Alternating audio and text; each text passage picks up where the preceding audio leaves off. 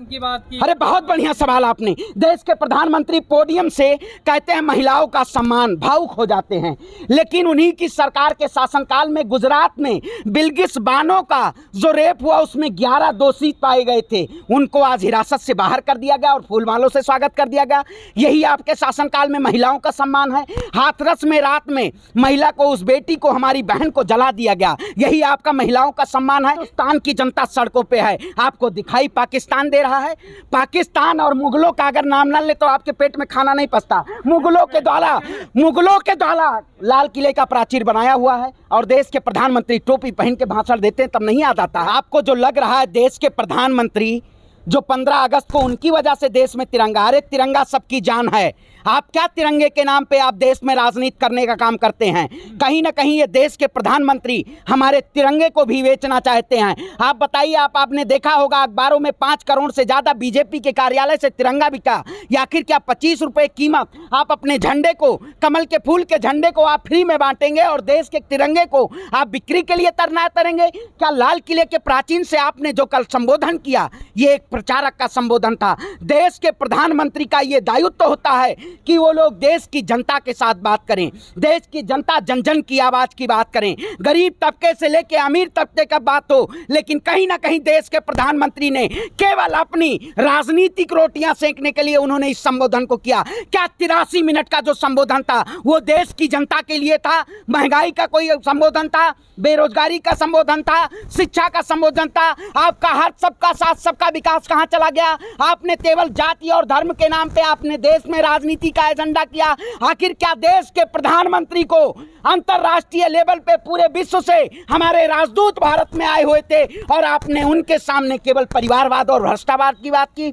आपको नहीं दिखाई देता कि आपके ही राज्य में सबसे ज्यादा परिवारवाद है? अमित शाह का बेटा बीसीसीआई का अध्यक्ष है, राजनाथ सिंह का बेटा विधायक है, और ज्योतिरादित्य कौन सा काबिलियत आपके अंदर काबिलियत है? कौन से काबिलियत की बात कर रहे हैं आप? बताइए कौन सा काबिलियत है, बताइए ना।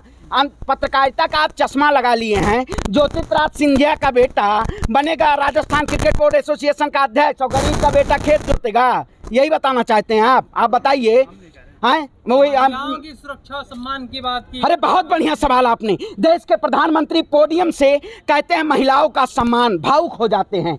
लेकिन उन्हीं की सरकार के शासनकाल में गुजरात में बिल्किस बानो का जो रेप हुआ उसमें 11 दोषी पाए गए थे। उनको आज हिरासत से बाहर कर दिया गया और फूलमालों से स्वागत कर दिया गया।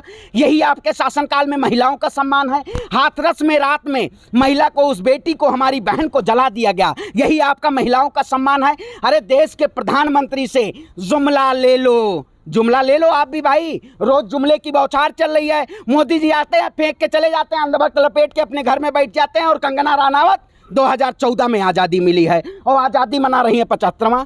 वही प्रधानमंत्री की बात कर रहे हैं। आप देशद्रोही हैं। इससे पहले आप तिरंगा अपने दिल में नहीं रखते थे। आपको तिरंगे का सम्मान नहीं पता था इससे पहले? आप बताइए, नहीं बताइए। नहीं, अमृतकाल की वर्षा हो रही है, अमृतकाल की वर्षा हो रही है। तिरंगा हमारी शान है, तिरंगा हमारी जान है। अगर इसको बीजेपी बेचेगी, जो लोग 250 साल की आजादी के संघर्ष में जो लोग शामिल नहीं थे, वो लोग जो अब जिनके अपने पूर्वज जो आजादी के उसमें शामिल नहीं थे, वो आजादी का क्या महत्व जाने? बायोलॉजिकल, मैं नहीं कह रहा हूं आइडियोलॉजिकल। आप गोलवलकर की बात करिए। आज सावरकर किले से प्रधानमंत्री ने सावरकर की बात की है। लाल किले से देश के प्रधानमंत्री ने देश की जनता को झूठ बोला। 5 ट्रिलियन इकोनॉमी बोला था। उससे पहले हम तो रात में बुलेट ट्रेन में जा रहे थे, लेकिन सुबह पता चला जगह तो सफर खत्म हो गया। कहाँ गए बुलेट ट्रेन? देखिए, आप देश हिंदुस्तान की बात करिए। हिंदुस्तान में आज त्राहिमाम है। हिंदुस्तान की जनता सड़कों पे है। आपको दिखाई पाकिस्तान दे रहा है। पाकिस्तान और मुगलों का अगर नाम न ले तो आपके पेट में खाना नहीं पचता। मुगलों के द्वारा लाल किले का प्राचीर बनाया हुआ है और देश के प्रधानमंत्री टोपी पहन के भाषण देते हैं तब नहीं याद आता है। एक वो खट्टर हैं, जानते होंगे, हरियाणा के। उन्होंने तो कल कह दिया है, उन्होंने कहा है कि 90 साल पहले आजादी मिल जाती अगर मंगल पांडे ने गोली न चलाई होती तो ये ब्रेन जिनका वास हो चुका है वो लोग भारतीय जनता। मोदी जी तो कह रहे, सही कह रहे हैं। क्या मोदी जी कह रहे हैं? वीर सावरकर का अहम रोल रहा है। अच्छा, वीर सावरकर, मैं कहता हूँ वही कहता हूँ जिनका आज़ादी में अहम कोई भूमिका नहीं रही। जो लोग उसके लिए अंग्रेजों के सामने रोते रोते रह गए, वो लोग कह रहे हैं हम उनका निकाल रहे हैं। अरे भगत सिंह के वंशज को याद करिए, सुभाष चंद्र बोस को याद करिए, अशफाक उल्लाह खान को बात करिए। आज़ादी इनके द्वारा मिली है। ये लोग जो बैठे हुए हैं केवल ये लोग माफी वीर लोग हैं और माफी वीरों लोगों के द्वारा आजादी नहीं मिली है। योगी आदित्यनाथ ने कहा था कि अगर सावरकर की बात मान ली गई होती तो देश का नक्शा कुछ और होता। आप पहले एक बात बता तो, मनोहर लाल खट्टर सही है या योगी आदित्यनाथ जी सही हैं? वो कह रहे हैं 90 साल पहले आजादी मिल जाती, ये कह रहे हैं अगर वीर सावरकर ना होते तो आजादी उससे पहले मिल जाए। बताइए, पहले बीजेपी के नेताओं को ये पता हो कि मुद्दा कौन है और सच में इनको पता है कुछ? ये पता नहीं है, इनको केवल हिंदू मुसलमान करना है। अरे फिर राष्ट्रवादी कौन सा राष्ट्रवादी है? राष्ट्रवादी के नाम पे तिरंगा बेचा जाता है। वही जर्मन के तानाशाह एडोल्फ हिटलर की कहानी आप बताना चाहते हैं, जिन्होंने जर्मन को एक ऐसे नाजीवाद यहूदीवाद के ऐसे उसमें पड़ाव में लाके खड़ा कर दिया था कि देश की जनता को, उन्होंने जर्मन की जनता को गुमराह किया और उसके बाद राज किया और उसके बाद खुद को, अपने आप को, तानाशाह को गोली मारनी पड़ी। पूरा देश 75वां अमृत महोत्सव बना रहे, लेकिन आपके जो शुभ चिंतक हैं, आप जिनको आदर्श मानते हैं, केजरीवाल साहब कह रहे हैं कि 175वीं वर्षगांठ मना रहे देश। आप एक बात बताइए, कौन है ये? कौन है ये? तो मोदी से भी बड़ा लुटेरा है। कौन है ये? कैसा नाम? नहीं, हम जानते ही नहीं है कौन है।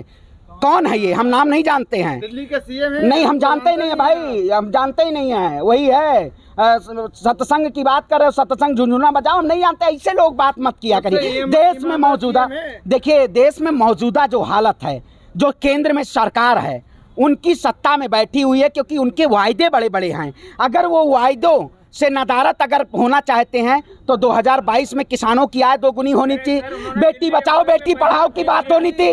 वो कह रहे हैं कि 25 साल बीजेपी और रहेगी। हाँ, अरे देश के प्रधानमंत्री 25 साल रहेंगे जो 25 साल बीजेपी रहेगी? हाँ, देश के प्रधानमंत्री यहाँ रहेंगे 25 साल। अब वही 100 साल, जब आप बताइए ना इस देश में गुजरात, हाँ, दारू का विकास दिखाई, गुजरात में विकास दिखाई दिया है। कच्ची दारू से कितने लोग मर। अरे भाई, सुपड़ा साफ आपका होने वाला है। बिहार में देखा आपने, काबा हो रहा हुआ बिहार में, पता चला आपका? बिहार में बाहर आ गई बात। हाँ, अरे कहाँ आ रहे हैं? वही तो कह रहे हैं, आ रहा हूँ मैं 56 इंची का सीना और लाल किले के प्राचीन से रो रो के जीना। सरकार बदलते गुजरात में देखिए कौन सा, देखिए सरकार ये कहीं ना कहीं केवल गुमराह के जरिए, आज मुद्दा होना चाहिए आर्थिक, सामाजिक, वैचारिक मुद्दों पे बात होनी चाहिए, लेकिन देश के प्रधानमंत्री इन मुद्दों से नदारत होके और ये सीधे तौर पे केवल जुमला देना चाहते हैं। ये जुमले जीवी प्रधानमंत्री हैं। भाजपा का अंदर विरोध करने के अलावा और कोई काम नहीं है? अरे भाई, मैं कहता हूँ देश के प्रधानमंत्री इस्तीफा दे दे, मैं विरोध करना छोड़ दूंगा। पानी पीने के कारण एक दलित बच्चे को मार दिया गया है राजस्थान में। अरे तो हाँ, सवाल काहे नहीं ये पूछने? देश के प्रधानमंत्री थे, आजादी का अमृत महोत्सव मना रहे थे, लाल किले के प्राचीन। अरे भाई, देश के आप प्रधानमंत्री हैं, देश के मुद्दों को, लाल किले का मतलब ये होता है कि अगर आप वहां से संबोधन, यही जब 2014-13 में जब मुख्यमंत्री थे वो मोदी जी, तब वो भाषण दिया करते थे कि प्रधानमंत्री से सवाल पूछते थे। आज क्यों नहीं बता रहे हैं? सवाल जवाब नहीं दिया जा रहा है। देखिए, हमारे देश के प्रधानमंत्री ये कहीं ना कहीं, अब ये जो विकसित राष्ट्र आगे 100 साल में जो विकसित, देखिए मैं किसी पार्टी का प्रवक्ता नहीं हूं, आप जैसे अगर भ्रष्टाचारी, आप जैसे लोग पत्रकार, देखिए पत्रकार की अस्मिता होती है कि वो सच्चाई की खबर दिखाना, ठीक है। मैं एक स्वतंत्र, देखिए सच्चाई, सत्य परेशान हो जाता, पराजित नहीं। हम हमेशा बोलते हैं, आपने देख लिया बिहार में जिस तरह से इन्होंने खरीद फरोख्त करके और ईवीएम के जरिए सरकार बनाई थी, सरकार वहां पे दोबारा दूसरी हुई, जो सच में जनता चाहती है वो सरकार बन चुकी है। आज ये समझने का विषय है, कहीं ना कहीं हमें समझना होगा कि जो बेसिक मुद्दा है देश का, उस मुद्दों पे बात होनी चाहिए। कहीं ना कहीं अगर विकसित राष्ट्र बनाना है तो बेहतर शिक्षा करना होगा।